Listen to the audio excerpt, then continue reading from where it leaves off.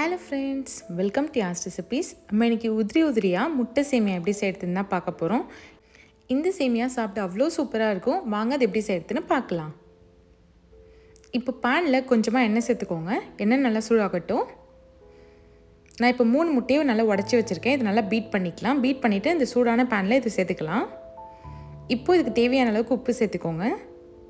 இப்போ முட்டையை நல்லா நீளமாக பொரிச்சு எடுத்துக்கலாம். நல்லா ஸ்லோவாக கிண்டி விடுங்க.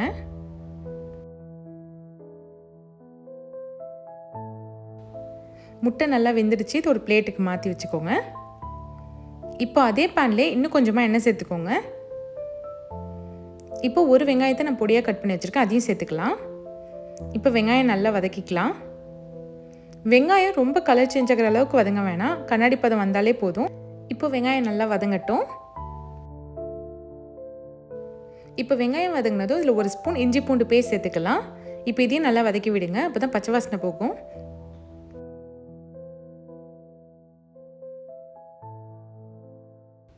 இஞ்சி பூண்டோட பச்சை வாசனைலாம் நல்லா போயிடுச்சு. இப்போ அரை தக்காளி மட்டும் சேர்த்துக்கோங்க. ரொம்ப புளிப்பு இருக்கும், அதனால் கம்மியாகவே தக்காளி சேர்த்துக்கலாம். இப்போ தக்காளி சேர்த்துட்டு நல்லா குழைவாக வதக்கிக்கோங்க.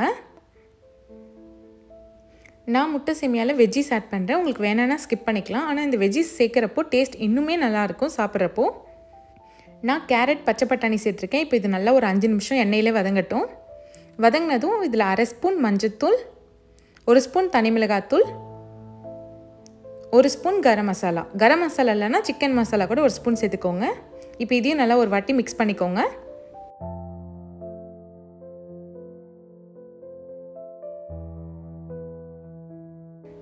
இப்போது சேமியாவுக்கு தேவையான அளவுக்கு உப்பு சேர்த்துக்கோங்க. உப்பு கொஞ்சம் கம்மியாகவே சேர்த்துக்கோங்க, ஏன்னா சேமியாவில் உப்பு அதிகமாக தெரிகிற மாதிரி இருக்கும்.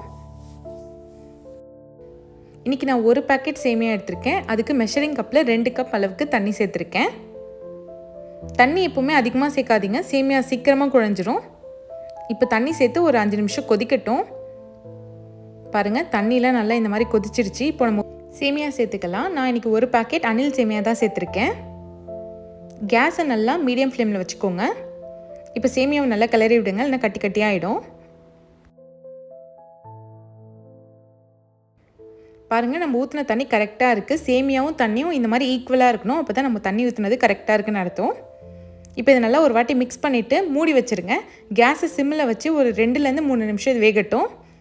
ஓப்பன் பண்ணி பார்த்தீங்கன்னா ஒரு அளவுக்கு வெந்துடும். இப்போ நம்ம வறுத்து வச்ச முட்டையை இதோடு சேர்த்து ஒரு வாட்டி கிளறி விட்டுக்கலாம்.